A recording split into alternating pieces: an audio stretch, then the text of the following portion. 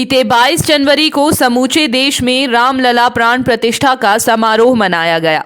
इस उपलक्ष्य में हिमाचल प्रदेश में सरकार ने 22 जनवरी को अवकाश की घोषणा की थी ताकि सरकारी विभागों के कर्मचारियों और शिक्षण संस्थानों में पढ़ने वाले विद्यार्थी कार्यक्रम में सम्मिलित हो सके। मगर पांवटा साहिब में हिमाचल ग्रुप ऑफ इंस्टीट्यूट ने भगवान रामलला की प्राण प्रतिष्ठा समारोह में सम्मिलित होने पर लगभग 85 विद्यार्थियों को तालिबानी सजा सुना दी।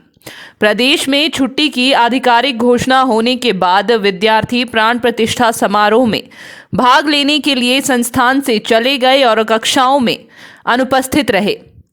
सरकार द्वारा छुट्टी की घोषणा करने के बावजूद संस्थान ने इन्हें बिना अनुमति के अनुपस्थित रहने की सजा सुना दी। उक्त विद्यार्थियों को 2500 रुपये जुर्माना भरने और बिना अनुमति के कॉलेज से बंक मारने की बात लिखकर देने के लिए दबाव बनाया गया। हैरानी की बात यह है कि 23 जनवरी को उक्त सभी 85 विद्यार्थियों को क्लासरूम के बाहर खड़ा कर दिया गया और जुर्माना न भरने पर उन्हें संस्थान से निकालने की धमकी दी गई। वहीं दूसरी तरफ संस्थान की इस हरकत पर स्थानीय हिंदू संगठन आग बबूला हो गए। विभिन्न हिंदू संगठन के लोगों ने कॉलेज गेट पर प्रदर्शन किया और कॉलेज प्रशासन के खिलाफ जमकर नारेबाजी की। हिंदू संगठनों का आरोप है कि भगवान रामलला की प्राण प्रतिष्ठा कार्यक्रम में शामिल होने पर बच्चों को तालिबानी फरमान सुनाकर संस्थान ने धार्मिक भावनाओं को आहत किया है। हिंदू संगठन लोक संस्थान के एचओडी को बर्खास्त करने और मामले के उच्च स्तरीय जांच की मांग कर रहे हैं। उधर मामला बिगड़ता देख स्थानीय प्रशासन ने हस्तक्षेप किया। डीएसपी पांवटा और तहसीलदार पांवटा साहिब मौके पर पहुंचे और उन्होंने आक्रोशित लोगों के साथ साथ संस्थान के प्रबंधन से भी बात की। फिलहाल प्रशासन ने हंगामा शांत करवा दिया है। एचओडी को 5 फरवरी तक छुट्टी पर भेजना और मामले की जांच पर सहमति बनी है। ऐसे में आक्रोशित हिंदू संगठनों ने फिलहाल अपना आंदोलन खत्म कर दिया है। प्रकरण ये हुआ कि जैसे पूरे विश्व में इस समय राम की प्रतिष्ठा का प्रोग्राम चल रहा है, तो 21 तारीख की शाम को हिमाचल गवर्नमेंट ने पूरे हिमाचल में हर कार्यालय में हर जगह में छुट्टी घोषित कर दी थी। तो यहाँ पर बी फार्मा में 2 से 3 वो है सेक्शन है, फर्स्ट ईयर सेकेंड ईयर, तो उनके बच्चों ने 22 की प्राण प्रतिष्ठा के लिए छुट्टी कर दी। तो इन्होंने बोला कि हम इस छुट्टी को नहीं मानते, तो उन बच्चों के ऊपर फाइन लगाना शुरू कर दिया। फाइन लगाया 50 रुपये से लेके 2500 रुपये तक फाइन लगाया। तो बच्चों ने बोला ठीक है, हम फाइन दे देते हैं, या तो आप हमें स्लिप दे दो उसकी, हम गूगल पे कर देते हैं। तो उन्होंने वो कहा कि हमें तो सिर्फ कैश चाहिए। तो बच्चों ने हमें बताया कि ऐसे बात हो रही है। हमने उस एचओडी से बात करी। एचओडी कहता है कि ये मेरा रूल है, मैं जो कहूँगा वो होगा, तुम होते कौन हो। हमने पहले फ़ोन पे समझाने की कोशिश करी उसको, उसने समझा नहीं और हमें उल्टा धमका रहा कि तुम होते कौन, नेता बन रहे हो क्या? तो मैं अभी सीएम से फ़ोन करा के तुम्हारी सबकी 9-2-11 करवा दूंगा तुम्हें। ये एक इंटीमेशन मिली थी कि कोई लॉ एंड ऑर्डर की सिचुएशन क्रिएट हो रही है डेंटल कॉलेज पांवटा साहिब में। उसके मद्देनजर रखते हुए हम जो है आज यहाँ पर आए।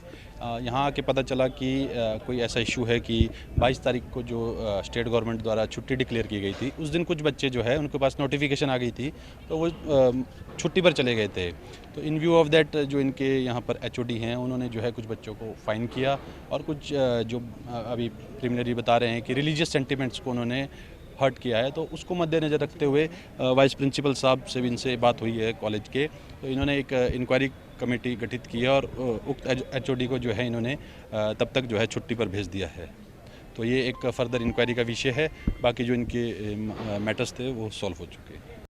देखिए जी, यहाँ पर जो कॉलेज है, यहाँ पर एक एचओडी साहब हैं जो उनकी मानसिक हालत मुझे लग रहा है कि कुछ ठीक नहीं है। जिस प्रकार की वो बातें कर रहे हैं और बच्चों को धमका रहे हैं, और दूसरे खास करके हिंदू धर्म के खिलाफ वो बहुत कुछ उल्टी सीधी बातें बच्चों को बोल रहे हैं। उनकी सद्बुद्धि के लिए प्रभु श्री राम के मंदिर के सामने हम लोग बैठे हैं, प्रभु का भजन कर रहे हैं कि उनको सद्बुद्धि आए। और साथ ही मैनेजमेंट से सिर्फ एक मांग कर रहे हैं कि जो ऐसे तालिबानी सोच के जो शिक्षक आपने यहाँ भरे हुए हैं, जो बच्चों का भविष्य केवल और केवल बर्बाद कर रहे हैं, उनको तत्काल प्रभाव से सस्पेंड कर दिया जाए। प्रशासन ने फिलहाल जो मैनेजमेंट है वो उन्होंने हमें बुलाया था, 15 मिनट का समय मांगा है। और अभी लगभग 40 मिनट से ऊपर का समय हो गया है, तो हमें लग रहा है कि शायद सीधी तरह से बात बनने वाली यहाँ पर नज़र नहीं आ रही है, क्योंकि 90 से ज़्यादा बच्चों के भविष्य का सवाल है और वो सब राम भक्त हैं जो प्रभु श्री राम के आयोजन में आए थे सम्मिलित होने के लिए। उनको स्पेशली उसी आयोजन को लेकर के टारगेट किया जा रहा है कि तुम लोग वहाँ पर क्यों गए, और अब गए तो अब तुम्हें कॉलेज के अंदर नहीं आने दिया जाएगा। हमने सिर्फ यही डिसीजन लिए कि हमने अभी इंक्वायरी कमेटी बिठा दी है, ठीक है। इंक्वायरी कमेटी के जो मेंबर्स हैं वो अब इस चीज़ को पूरा अच्छी तरह से देखेंगे। स्टूडेंट्स की भी बात सुनी जाएगी और स्टाफ मेंबर्स की भी बात सुनी जाएगी। उसके बाद जो भी फाइनल डिसीजन होगा वो आपको इन्फॉर्म कर दिया जाएगा। एक इन चीज़ों के अलावा एक बात अलग से भी आ रही है कि जो आपके जो प्रिंसिपल हैं या एचओडी हैं उन्होंने इन लोगों को भी कुछ रिलीजियस सेंटिमेंट से लेके बातें कही है। उस संबंध में आपका क्या कहना है, किस तरह की इंक्वायरी आप सर वो तो अब जब इंक्वायरी की रिपोर्ट आएगी तभी पता लगे ना कि इन्होंने रिलीजियस सेंटिमेंट्स हर्ट करें कि नहीं करें। अगर इन्होंने कोई हर्ट करे होंगे तो फिर इनके अगेंस्ट अप्रोप्रिएट एक्शन लिया जाएगा। और फिक्र हमेशा मेरे साथ रहता है। भूषण ज्वेलर्स, अनमोल रिश्तों के लिए। यार ऋतु, आज शॉपिंग करते हैं, पर कहां से करेंगे? मुकेश ट्रेडिंग कॉर्पोरेशन में वैरायटी इतनी कि तुम्हारा दिल झूम उठेगा। लेकिन ये कहां पर है? ये है मेन बाजार कुनिहार में, सब एक ही छत के नीचे। अब इधर उधर क्यों जाना जब अपने शहर में सब कुछ मिल रहा है, वो भी बढ़िया और अपने बजट में। तो चलते हैं शॉपिंग करने मुकेश ट्रेडिंग कॉर्पोरेशन में। तो सुना आपने, आज ही आइए अपने शोरूम में। मुकेश ट्रेडिंग कॉर्पोरेशन में सस्ती खरीदारी करके लाभ उठाएं। एक बार सेवा का मौका दें।